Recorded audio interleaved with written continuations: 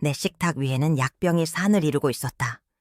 20해 동안 미싱을 돌려 3남매를 키워냈던 내 두 손이 이제는 이 8발의 알약들을 제대로 집어 삼키는 것조차 힘겨워졌다. 알약들은 알록달록한 색깔과 제각각 다른 모양을 하고 있었는데 아침과 저녁으로 나누어 삼키려면 눈을 크게 뜨고 딸 미숙이가 정리해준 약 상자를 들여다봐야 했다. 나는 김복자다. 71살. 남편이 죽은 후 서울 외곽의 작은 아파트에서 혼자 산다. 평생 재봉 일을 하면서 살았지만 재봉틀 소리만큼이나 내 인생은 늘 정직하고 명료했다. 그런데 지난 1년 동안 내 머릿속에 구멍이 뚫린 것 같았다. 가장 무서운 것은 가스레인지였다. 냄비에 물을 올려놓고 10분만 지나면 내가 불을 켰는지 안 켰는지 헷갈렸다.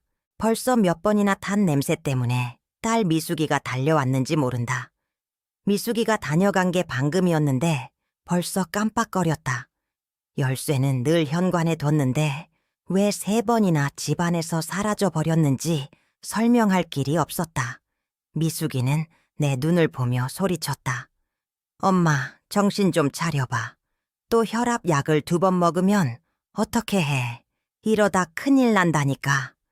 딸의 울음 섞인 목소리를 들으면 나는 그저 고개를 숙일 수밖에 없었다. 내가 왜 이렇게 되었는지 나도 알 수 없었다. 나는 노망이 난 것이 아닐까. 평생 강인하게 버텨왔는데 이제 와서 내 뇌가 나를 배신하는 걸까? 몇 달 전부터 동네 병원에 박 원장을 찾아갔다. 40 후반쯤 된 박 원장은 늘 바빴고 말이 빨랐다. 내가 자꾸 깜빡거린다고 말할 때마다 그는 고개를 끄덕이더니 새로운 약을 하나씩 추가했다. 고혈압 때문에 빨간 약, 소화가 안 돼서 노란 속쓰림 약, 밤에 잠이 안 온다고 했더니 파란 불안 약, 거기다 기침할 때마다 소변이 새는 것 때문에 방광 조절 약까지 더해졌다. 허리가 아프다고 했더니 신경통 약까지 받았다. 결국 나는 하루에 8가지의 알약을 삼켰다. 8가지, 약을 많이 먹으면 빨리 나을 거라고 믿었다. 의사가 주는 약인데 믿어야지. 사는 게 다 그렇다고 생각했다. 하지만 약을 먹을수록 나는 더 흐릿해졌다. 밖은 무서웠다. 아파트 단지 안에서 길을 잃을까봐, 내가 사는 동네 이름조차 잊어버릴까봐 두려웠다. 내 삶의 모든 통제력을 잃어가는 기분이었다. 거실 창가에 앉아 지나가는 사람들을 보며 내가 아는 사람들의 이름을 애써 기억해내려 노력했다. 내가 사랑하는 딸 미숙이, 내 손자들의 얼굴을 잊을까봐. 요양원에 갇혀 아무도 알아보지 못하는 채로 삶을 마칠까봐 밤마다 혼자 울었다. 미숙이는 매일 저녁 음식을 만들어 가져다 주었다. 엄마, 힘내. 내가 있잖아. 딸은 늘 나를 위로했지만 나는 미숙이에게 짐이 되는 것만 같았다. 몸이 예전 같지 않다는 말이 이렇게 무서운 말인 줄 예전엔 몰랐다. 단순히 아픈 게 아니라 내 자신을 잃어가는 과정이었으니까. 어느 날 미숙이가 박 원장에게 내 상태를 물어봤다. 내가 계속 나빠지니 불안했을 거다. 원장님, 엄마가 약을 이렇게 많이 드시는데 왜 자꾸 깜빡거리는 게 심해지는 걸까요? 혹시 약 때문에 그런 건 아닐까요? 미숙이는 조심스럽게 물어봤다고 했다. 박 원장은 고개를 들지도 않고 진료 기록을 보지도 않고 대답했다. 김복자 할머니, 연세가 70이 넘었잖아요. 나이가 들면 다 그런 겁니다. 그냥 드리는 불안 약만 잘 챙겨 드세요. 인지 기능이 자꾸 떨어지신다고요? 나중에 치매 약을 추가하면 됩니다. 지금은 괜찮아요. 그 차가운 목소리를 미숙이가 나에게 전했을 때 나는 깊은 절망감을 느꼈다. 의사는 나의 증상을 그저 노화라는 이름으로 덮어버리고 더 이상 관심을 보이지 않았다. 나는 정말 늙고 망가져서 그런 걸까? 아니면 미숙이가 의심했던 것처럼 이 약들이 내 뇌를 갉아먹고 있는 것일까? 마음속에는 바늘 같은 의심이 자라났지만 나는 딸이 더 걱정할까봐 애써 모르는 척했다. 야, 마음이 편해야 한다고 스스로를 다독였다. 하지만 8알의 약을 삼킬 때마다 나는 이 알약들이 나를 돕고 있는 건지 아니면 오히려 나를 천천히 죽이고 있는 건지 헷갈렸다. 내가 잠시 약을 안 먹어봤다고 하면 박 원장은 얼마나 화를 낼까? 문득 그 생각이 들었다. 의사는 이 약들을 절대 끊으면 안 된다고 했지. 하지만 끊으면 어떻게 될까? 정말 더 나빠질까? 아니면 그날 밤 나는 몰래 파란색 불안 약을 딱 한 알만 빼고 먹었다. 머리가 조금 맑아진 것 같았다. 며칠 후 미숙이가 내 약을 정리하기 위해 방문했다. 나는 화장실에 가려고 일어났다. 그때 딸이 듣지 못하게 조용히 박 원장에게 전화를 걸어 용기를 내어 말했다. 원장님, 죄송한데 요즘 밤에 너무 어지러워서 그 파란 약을 딱 하루만 안 먹어봤는데 오히려 머리가 더 맑아진 것 같기도 해요. 화장실 문틈 사이로 수화기 너머에서 들려온 박 원장의 목소리는 짜증과 분노로 가득 차 미숙이가 약을 분류하고 있는 식탁 쪽까지 희미하게 들려왔다. 뭐라고요, 김복자 할머니? 누가 의사 말도 없이 약을 끊으랬어요. 그 약은 끊으면 절대 안 되는 약이에요. 당장 다시 드세요. 알았어요? 다음에 진료 볼 때까지 절대 그런 짓 하지 마세요. 나는 화장실 앞에서 얼어붙었다. 내가 머리가 맑아졌다는 말과 그에 대한 박 원장의 강하고 위협적인 반응. 이 두 가지 사실이 내 머릿속에서 섬뜩한 퍼즐처럼 맞춰지기 시작했다. 나는 천천히 화장실 문을 열었다. 식탁 위에 8가지 약병을 정리하던 미숙이는 이미 멈춰 있었다. 그녀의 눈빛은 공포와 충격으로 흔들렸다. 그 파란 약병을 움켜쥔 미숙이의 떨리는 손을 보며 나는 우리 둘 다 똑같은 생각을 하고 있다는 것을 알 수 있었다. 지금까지 내 기억을 지우고 있던 범인은 바로 이 알약들 속에 숨어 있었던 것일까? 그리고 이 의사는 왜 내가 약을 끊지 못하게 이렇게까지 막는 것일까? 미숙이의 눈빛이 차가운 분노로 변하는 것을 보았다. 이제 우리는 함께 싸워야 했다.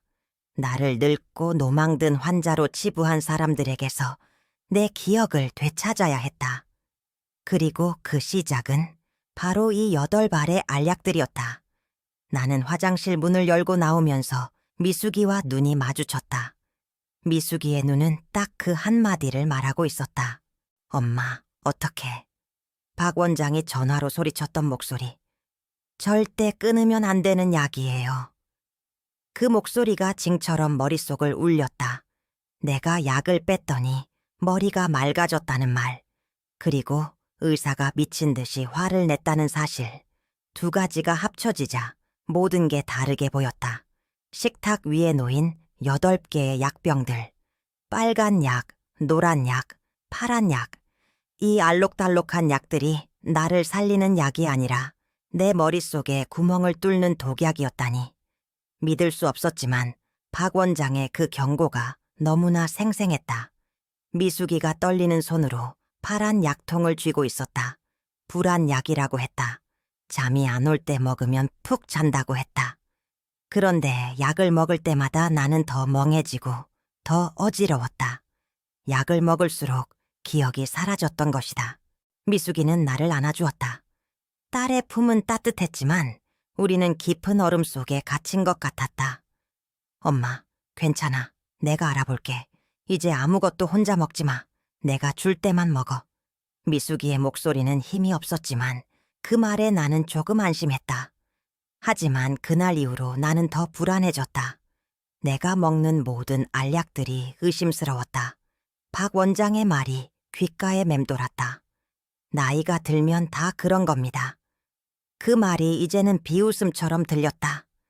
내가 늙어서가 아니라 당신이 나를 늙게 만든 것이었구나.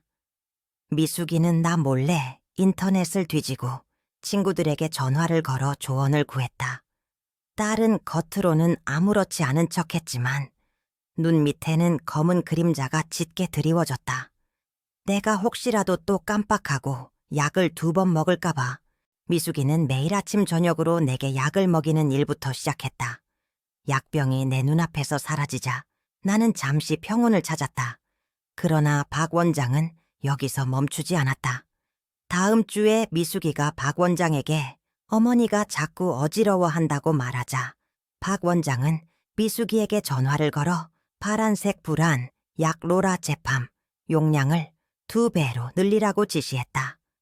요즘 김복자 할머니가 잠도 못 주무시고 불안해하시는 것 같아요. 기억력이 더 심해지시는 건 약이 부족해서 그럴 수 있습니다. 이 약을 늘려야 밤에 잘 주무시고 불안해하지 않으세요. 며칠만 더 지켜봅시다. 박 원장은 단호했지만 목소리에는 짜증이 섞여 있었다.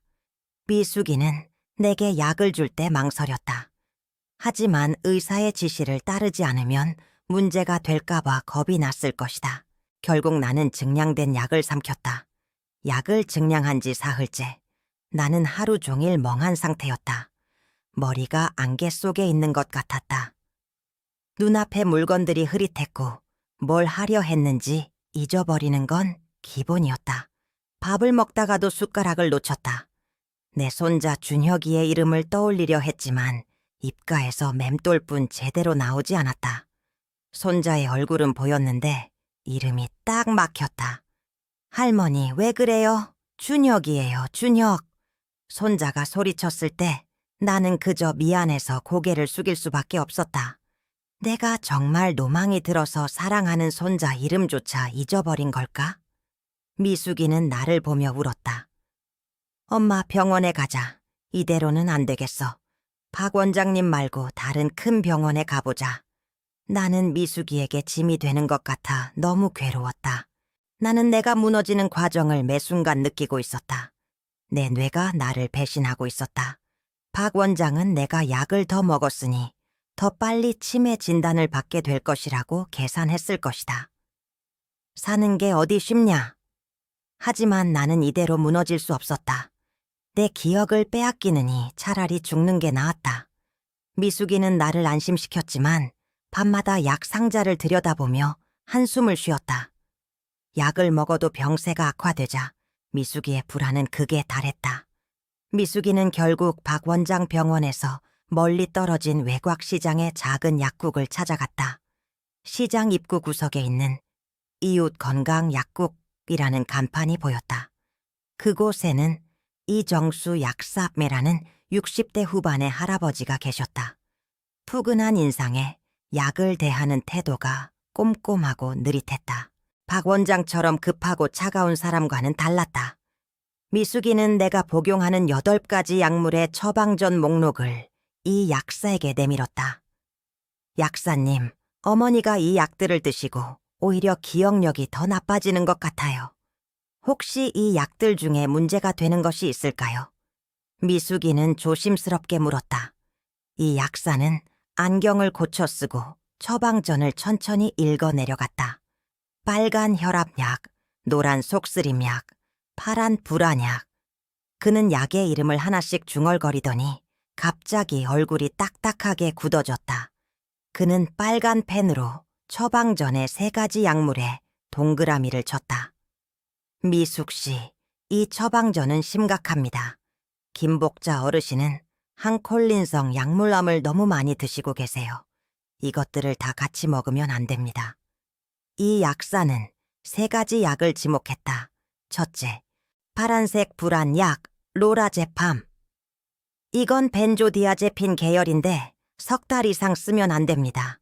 인지 저하가 오고 알츠하이머 위험을 절반 51% 이상 높여요.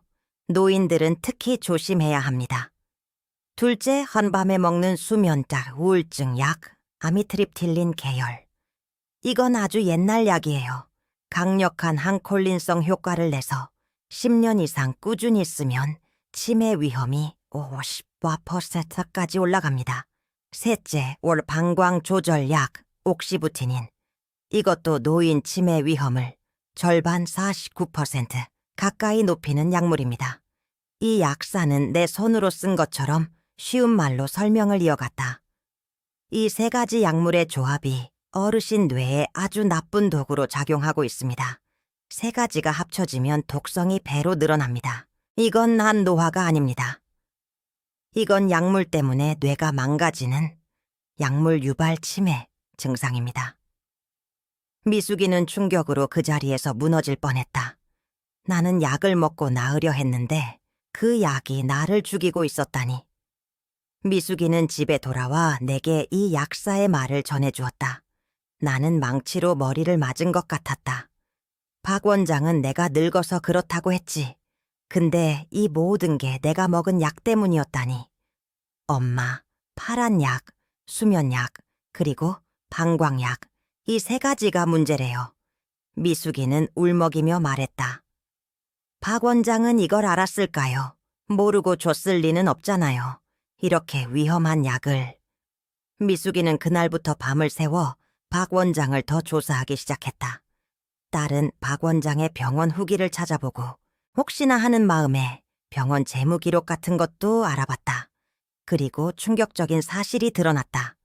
박 원장은 지난 2년 동안 이 세 가지 위험한 약들을 노인 환자들에게 집중적으로 처방해주는 대가로 제약회사로부터 매년 700만 원 상당의 불법적인 뒷돈, 그러니까 리베이트를 받고 있었다. 환자의 건강이 아니라 자기 주머니를 채우기 위해 나를 실험쥐처럼 다루고 있었던 것이다. 나는 억장이 무너졌다. 이 의사는 나를 속였다. 사람 일 모른다더니 내 몸을 파는 의사도 다 있는 세상이었다.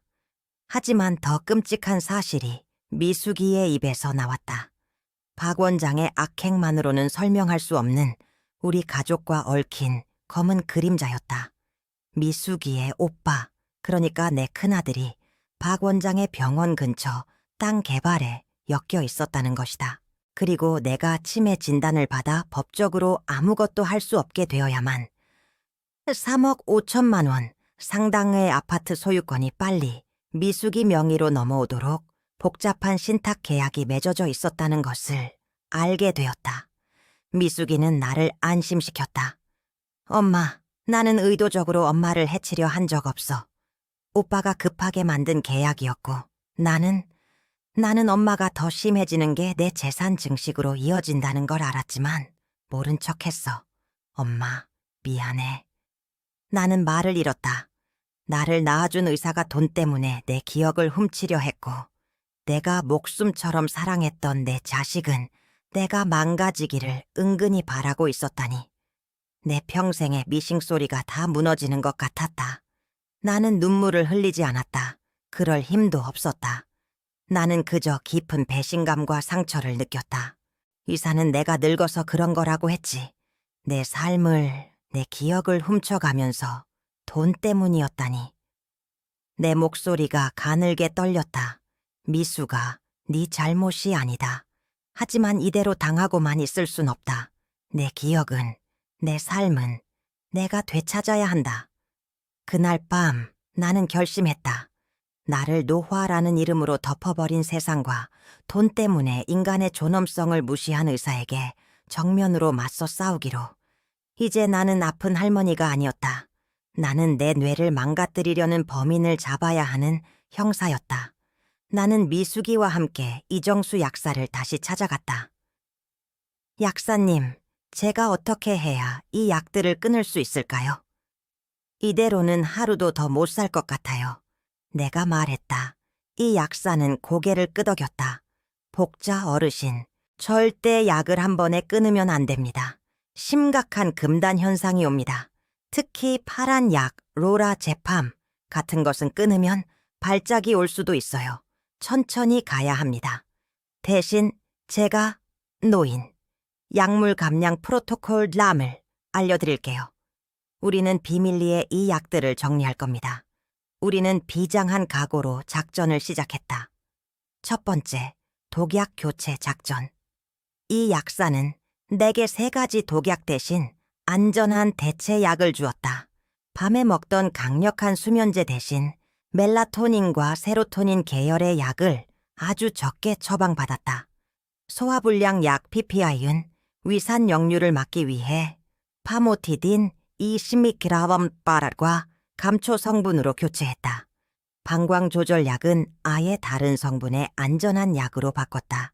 가장 중요한 파란색 불안 약 로라제팜은 이 약사의 지시에 따라 이 주일에 걸쳐 10%씩만 왓 용량을 아주 조금씩 줄여나가기로 했다. 복자 어르신 벤조디아제핀 또 로라제팜은 중독성이 강해요. 아주에 10%씩만. 잊지 마세요. 이 약사는 신신당부했다. 나는 매일 아침 저녁 8가지 알약을 모두 먹는 척했다. 미숙이가 옆에서 지켜볼 때는 원래 약을 먹었고 혼자 있을 때는 몰래 파란 약의 10분의 1을 덜어냈다. 이 약사는 내게 약을 갈아서 캡슐에 다시 담는 법까지 가르쳐 주었다. 두 번째, 내 몸으로 하는 증거 수집. 약을 줄이자마자 거짓말처럼 내 몸이 반응하기 시작했다. 멍했던 머리가 조금씩 맑아졌다. 나는 박 원장이 나에게 노화라고 덮어씌웠던 증상들을 내 스스로 고치기 위해 이 약색에 배운 생활 습관들을 적용하기 시작했다. 박 원장이 준 혈압약을 먹어도 내 혈압은 늘 비용경 과꿈시와 혼바나를 오르내렸다. 나는 미숙이 몰래 이웃 약국에서 작은 혈압계를 빌려왔다. 이 약사가 알려준 방법 중 하나는 따뜻한 물에 발 담그기 였다. 복자 어르신, 매일 저녁 15분 동안 따뜻한 물에 발을 담가보세요. 발이 따뜻해지면 혈관이 열려서 압력이 낮아집니다. 나는 반신반의하며 해봤다. 저녁 식사 후 나는 화장실에 앉아 발을 따뜻한 물에 담갔다. 15분. 시간이 흐르고 나는 다시 혈압을 쟀다. 비영격성과 국가손수와 였던 혈압이 발파칠로 떨어진 것이다. 눈으로 보고도 믿기 힘들었다. 또 다른 방법도 있었다. 바로 사사사 심호흡이었다. 숨을 4셀 동안 들이쉬고 4셀 동안 참고 4셀 동안 내쉬고 4셀 동안 쉬세요. 2분만 해보세요. 이 약사가 말했다. 나는 불안하고 머리가 어지러울 때 심호흡을 했다. 2분 바 동안 4번씩 숨을 쉬고 나니 답답하던 가슴이 뻥 뚫리는 것 같았다. 그날 아침 내 혈압은 깰라클라 오호코나스카프라는이었다. 심호흡 후 다시 재보니 빌라사이 8쇼1로 떨어져 있었다. 나는 내 몸이 정직하게 반응하는 것을 보며 박 원장이 의도적으로 이 쉬운 정보들을 내게 숨겼다는 것을 깨달았다.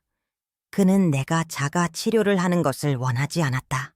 그는 내가 평생 약을 의존하기를 바랐다. 몸은 정직하다는 옛말이 떠올랐다. 나는 이 모든 변화를 작은 노트에 꼼꼼히 기록했다. 혈압 수치, 심호흡 횟수, 그날의 기분, 기억이 얼마나 맑았는지까지. 이 노트가 내 무기가 될 것이었다. 세 번째, 급격한 회복과 MMSEK 점수. 단 열흘 만에 내 상태는 눈에 띄게 좋아졌다. 파란 약의 독성 물질이 뇌에서 빠져나가자 나는 더 이상 멍하지 않았다. 집안에서 물건을 잃어버리는 빈도가 줄었고 손자들의 이름은 물론 오랫동안 잊고 있었던 친정 식구들의 얼굴까지 또렷하게 떠올릴 수 있었다. 미숙이는 내 변화를 가장 먼저 눈치챘다. 내가 가스불을 켜는 것을 잊지 않고 저녁에 미숙이가 다녀간 것을 확실하게 기억하는 모습을 보며 미숙이는 눈물을 글썽였다. 열흘 후, 이 약사는 나에게 MMSEK 검사, 한국판 간이 정신상태 검사를 다시 해보자고 했다. 박 원장이 열흘 전 나에게 18점 경도 치매이라고 진단했던 바로 그 검사였다. 결과는 놀라웠다. 내 점수는 18.8에서 295.8으로 수직 상승했다. 정상 인지 기능 범위. 복자 어르신, 노화가 아닙니다. 약물 중독에서 벗어나자 뇌가 제 기능을 되찾은 겁니다.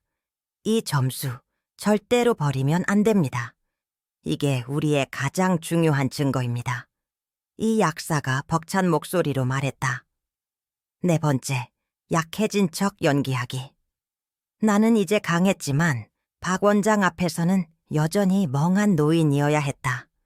박 원장은 내가 계속 약을 먹고 있다고 믿고 있었다. 미숙이는 박 원장과 통화할 때마다 일부러 목소리를 떨었고 엄마가 너무 불안해하고 자꾸 벽을 긁는다며 거짓 증상을 부풀려 말했다. 나는 박 원장과 통화할 때마다 일부러 말을 더듬었고 딸이 듣지 못하게 조용히 미니 녹음기를 켜두었다. 박 원장은 나를 향한 의심을 거두고 자신의 계획대로 진행하기 시작했다. 그의 아파트 소유권 이전 계획이 급해진 모양이었다. 박 원장은 미숙이에게 전화하여 72시간 내에 끝내야 한다고 통보했다. 미숙 씨, 어머님의 인지 기능이 너무 급격히 떨어져서 물론 거짓말이었다. 72시간 후에 전문 심화 검사를 진행해야 합니다. 이 검사 결과가 나오면 공식적으로 요양원 입소와 법적 조치 절차를 밟을 수 있습니다. 그의 계획은 내가 여전히 약물에 취해 있을 때 최종 진단을 확정짓고 나를 완전히 요양원에 가둬 아들까지 얽힌 재산 문제를 영원히 덮어버리는 것이었다. 미숙이는 떨리는 목소리로 네, 원장님이라고 대답했다. 하지만 우리는 박 원장의 말을 기회로 이용하기로 했다. 72시간, 이제 박 원장이 나에게 남긴 시간은 사흘뿐이었다. 그날 밤 나는 모든 증거물을 다시 점검했다. 새로 받은 MMSE K 점수 25.5 결과지.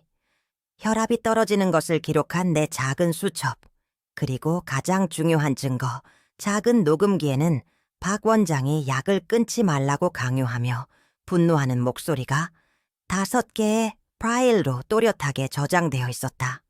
나는 거울 앞에 섰다. 멍한 눈빛과 떨리는 입술을 흉내냈다. 내가 미싱을 돌리며 평생 버텨왔던 힘이 이제 이 연기에 모두 담겨 있었다. 운 버티는 게 이기는 거다. 나는 속으로 중얼거렸다. 72시간이 지났다. 복자 씨와 미숙 씨는 약속된 시간에 박 원장의 병원에 들어섰다. 박 원장은 미숙이의 부축을 받는 지치고 초점 없는 복자 씨를 보며 만족스러운 미소를 지었다. 그는 복자 씨가 오늘 중요한 검사를 망치고 마침내 치매 진단서에 서명하게 될 것이라고 확신했다. 박 원장이 복자 씨에게 검사실로 들어가라고 지시하며 몸을 돌렸을 때였다. 원장님, 복자 씨의 목소리는 지난 몇 달간 들었던 목소리와 달랐다. 쉰 목소리 대신 이른한 해의 단단함이 배어 있었습니다. 박 원장이 놀라서 돌아보자 복자 씨는 더 이상 불안하거나 멍한 표정이 아니었다. 그녀는 똑바로 서서 차분하지만 단호한 눈빛으로 박 원장을 응시했다. 복자 씨는 조용히 왼손을 내밀었습니다. 그녀의 손에는 지난 열흘간 이웃 약국에서 비밀리에 기록했던 정확히 25점피 찍힌 최신 MMSE K 검사 결과지와 더불어 박 원장에게 전달할 최종적인 증거물이 들려 있었습니다. 원장님, 이 검사는 제가 받겠습니다. 하지만 그 전에 이 녹음 파일부터 들어보셔야 할 것 같습니다. 그녀는 작은 녹음기의 재생 버튼을 눌렀고 병원 진료실에는 박 원장이 그 약은 절대 끊으면 안 되는 약이에요. 라고 소리치는 목소리가 차갑게 울려 퍼졌습니다. 박 원장의 얼굴은 순식간에 잿빛으로 변했습니다. 노망든 노인이라 믿었던 김복자 씨가 이미 모든 것을 알고 자신에게 치명적인 역습을 가하기 위해 72시간 동안 완벽하게 준비해왔다는 사실을 깨달은 것입니다. 계속하기 전에 당신이 어디에서 보고 있는지 알려주세요. 이 이야기가 얼마나 멀리 전해질지 정말 궁금해요. 금요일 오전 10시 30분 나는 박 원장의 진료실 문을 열고 들어섰다. 72시간이 지난 후였다. 진료실 안은 차가웠다. 창문으로 들어오는 늦가을 햇살이 미세한 먼지를 비췄다. 짙은 갈색 나무 테이블 주변에는 박 원장, 그리고 오늘 아파트 소유권 이전 서류를 마무리 짓기 위해 참석한 내 아들이 앉아 있었다. 아들은 나를 보고 억지로 미소를 지어 보였지만 그의 눈빛은 불안했다. 나는 미숙이의 부축을 받는 척 몇 달 전처럼 불안정하고 초점 없는 노인의 모습으로 조심스럽게 방에 들어섰다. 박 원장은 만족스러운 미소를 지으며 고개를 끄덕였다. 그가 보기에 나는 오늘 마지막 검사를 망치고 공식적으로 치매 진단을 받을 준비가 되어 있는 무력한 노인일 뿐이었다. 박 원장이 검사실 문을 가리키며 이제 검사를 시작해야죠, 할머니. 라고 말하는 순간 진료실 문이 다시 열렸다. 박 원장의 얼굴에서 미소가 사라졌다. 문가에 선 이들을 본 순간 아들의 안색도 잿빛으로 변했다. 이웃 건강약국의 이정수 약사가 푸근한 인상 그대로 서 있었고 그 옆에는 서울지방검찰청 소속의 초회 검사와 건강보험심사평가원 소속 감사관이 단호한 표정으로 진료실을 채웠다. 박 원장은 벌떡 일어나며 소리쳤다. 이게 무슨 무례한 짓입니까? 당장 모두 나가세요. 저는 지금 환자 진료 중입니다. 이 초회 검사가 차분하지만 단호하게 말을 잘랐다. 박 원장님, 저희는 김복자 어르신께 행해진 약물 오남용 및 리베이트 수수 혐의에 대해 긴급 수사를 개시합니다.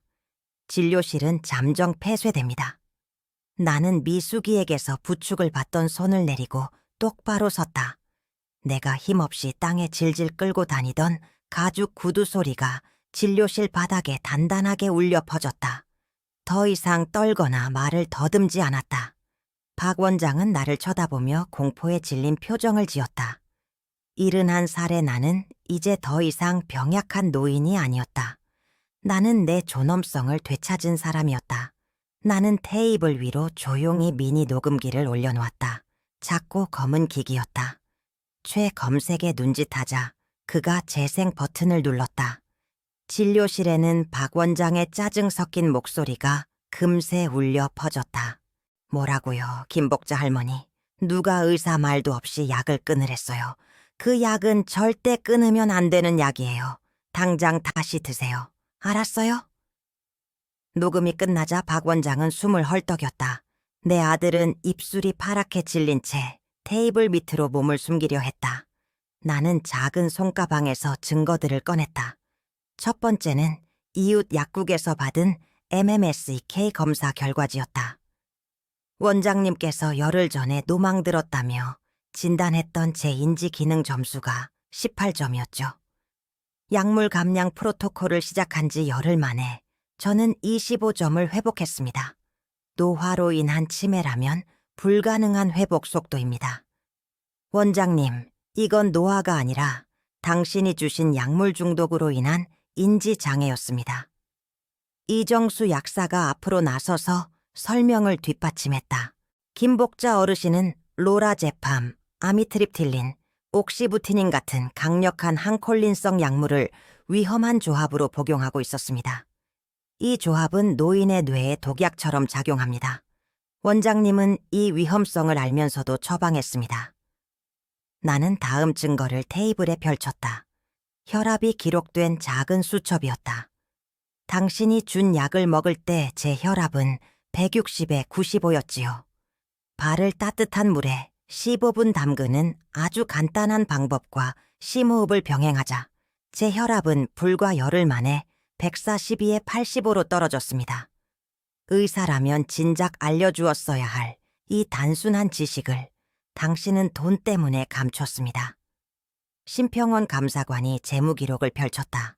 박 원장님은 지난 2년간 해당 고위험 약물 처방을 늘리는 대가로 제약회사로부터 총 700만 원 상당의 불법 리베이트를 수수하셨습니다. 당신은 환자의 건강보다 당신의 사적인 이익을 우선했습니다. 이제 아들에게 묻는 차례였다. 나는 아들을 향해 고개를 돌렸다. 아들은 눈을 마주치지 못하고 고개를 떨궜다. 나는 아파트 소유권 이전 신탁 계약서를 테이블 중앙에 놓았다. 이 계약서는 내가 치매 진단을 받아 법적 행위 능력을 상실해야만 이 아파트 3억 5천만 원 상당의 소유권이 미숙이 명의로 빨리 넘어가도록 설계되어 있었습니다. 내 아들은 내가 빨리 망가지기를 바랐고 박 원장은 그 틈을 이용해 나를 요양원에 가두려 했습니다. 박 원장은 더 이상 증거를 부정할 수 없게 되자 바닥에 무릎을 꿇고 주저앉아 떨리는 목소리로 미숙이에게 매달렸다.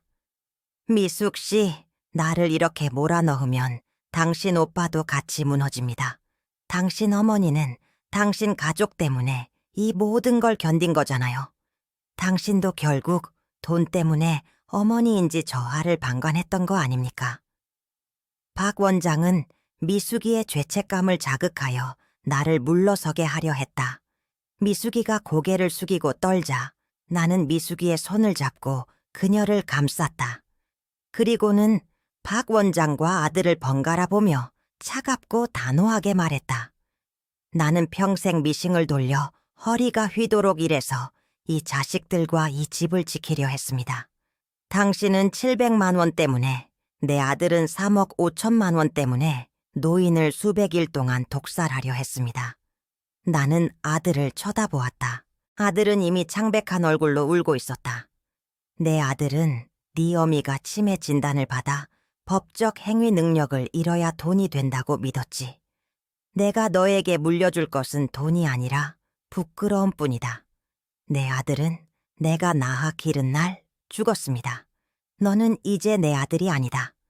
내 목소리는 떨리지 않았다. 이 말은 내 이른한 해의 모든 존엄성이 담긴 선고였다. 박 원장은 물론 아들도 그 자리에서 모든 것을 잃었다. 최 검사가 무정의를 들고 경찰 병력 투입을 지시했다. 박 원장은 그 자리에서 체포되었다. 최 검사는 그에게 영장을 제시하며 말했다. 박 원장, 노인 상대 약물 사기 및 의료법 위반, 그리고 정황상 살인 미수 혐의가 적용됩니다. 박 원장은 경찰에 팔을 잡힌 채 진료실 문을 나섰다. 그가 외치던 억울함은 누구에게도 닿지 않았다. 아들도 경찰 조사를 위해 연행되었고 진료실에는 나와 미숙이, 그리고 이 약사만이 남았다. 이정수 약사는 조용히 나에게 고개를 끄덕였다. 미숙이는 나를 껴안고 하염없이 눈물을 흘렸다. 박 원장은 노인 환자들을 상대로 벌인 사기 및 의료법 위반 혐의, 그리고 살인 미수 혐의로 기소되었다. 법정 공방은 길었지만 내가 기록한 혈압 수첩과 이정수 약사의 전문가 증언, 그리고 리베이트 수수 증거 앞에서 그는 무너졌다. 박 원장은 결국 징역 15년의 중형을 선고받고 의료인 면허를 영구히 박탈당했다. 그는 벌금과 함께 김복자 씨에게 5억 원의 손해배상금을 지불하라는 판결을 받았다. 나의 아들, 미숙이의 오빠 역시 어머니를 기망하고 재산 상속권을 조작하려 한 혐의로 사회적 비난을 받았다. 그는 결국 법적 처벌은 면했지만 내게서 영원히 절연당했다. 그는 그가 원했던 아파트 소유권과 3억 5천만 원은커녕 내가 그에게 남겨주었던 모든 신뢰와 가족 관계를 잃었다. 이웃들은 물론 그의 아내와 아이들마저 그를 외면했다. 그는 결국 사업 실패와 채무만 남긴 채 지역사회에서 완전히 고립되었다. 박 원장은 현재 외과계 교도소에서 복역 중이며 의료계의 수치로 기록되었다. 돈을 위해 노인의 존엄성을 짓밟으려 했던 두 남자는 모든 것을 잃었다. 1년이 흘렀다. 나는 72살이 되었다. 내 삶은 완전히 달라졌다. 나는 더 이상 8가지 알약을 삼키지 않는다. 내 혈압은 꾸준히 120에 80을 유지한다. 나는 항콜린성 약물이라는 독성 물질에서 벗어난 후 몸무게 10kg을 감량했고 매일 아침 6시에 일어나 동네 산책로를 2km씩 걷는다. 내 MMSK 점수는 28점, 완전한 정상인지 기능을 회복했다. 미숙이는 내 곁을 떠나지 않았다. 그녀는 오빠와의 관계를 완전히 정리하고 나를 위해 헌신하고 있다. 나는 배상금 중 1억 원을 들여 미숙이와 함께 72시간 프로젝트, 기억 회복 캠페인을 시작했다. 우리의 활동은 거창하지 않았다. 나는 매주 화요일과 목요일 동네 경로당과 보건소를 찾아다니며 간견자가 되었다. 내가 하는 일은 간단했다. 나는 내가 약사님께 배운 지식을 다른 노인들에게 알려주는 것이다. 할머니들, 다리 아프다고 밤마다 먹는 파란불안 약 있지요. 그거 3달 이상 먹으면 뇌가 망가져요. 2주일에 10%씩만 아주 조금씩 줄여야 해요. 절대 한 번에 끊으면 안 됩니다. 나는 발 담그기 기술을 열정적으로 전파했다. 따뜻한 물에 발을 15분만 담그세요. 의사가 준 약 먹고도 혈압이 160에 95였던 내 혈압이 발 담그고 147에 87로 떨어졌어요. 사는 게 다 그래요. 약이 아니라 내 몸이 스스로 고쳐요. 미숙이는 프로젝트의 살림을 맡고 이정수 약사님은 뒤에서 약물 상담을 도와주셨다. 우리 프로젝트는 지난 1년 동안 200명이 넘는 노인들이 항콜린성 약물을 안전하게 감량하도록 도왔다. 많은 노인들이 약물 중독에서 벗어나 인지 기능을 회복했다. 나는 이제 누군가에게 의존하는 노인이 아니다. 나는 내 기억을 지켜낸 생존자이자 다른 사람들의 기억을 지켜주는 간견자이다. 미숙이는 가끔 오빠 이야기를 꺼내며 눈물을 글썽인다. 나는 그녀를 안아주며 말한다. 관계의 상처는 깊지만 미숙이는 스스로를 용서하고 앞으로 나아갈 힘을 가졌다. 가을 오후 나는 내가 사는 아파트의 작은 베란다에서 내가 직접 심은 화초들을 바라본다. 바람이 불 때마다 잎들이 서로 부딪히며 소리를 낸다. 이 소리는 미싱 소리처럼 정직하고 알약들이 가득했던 식탁 위처럼 혼란스럽지 않다. 나는 의사의 거짓말에 속아 내가 늙어서 곧 죽을 거라 믿었던 과거의 나를 회상한다. 그들은 내 기억과 생명을 훔쳐 700만 원과 3억 5천만 원을 벌려 했다. 하지만 그들이 내게서 훔치려 했던 시간은 내게 다른 수많은 이들의 생명을 구할 목적과 용기를 주었다. 오늘 간견을 마치고 돌아오는 길에 내 발걸음은 가볍다.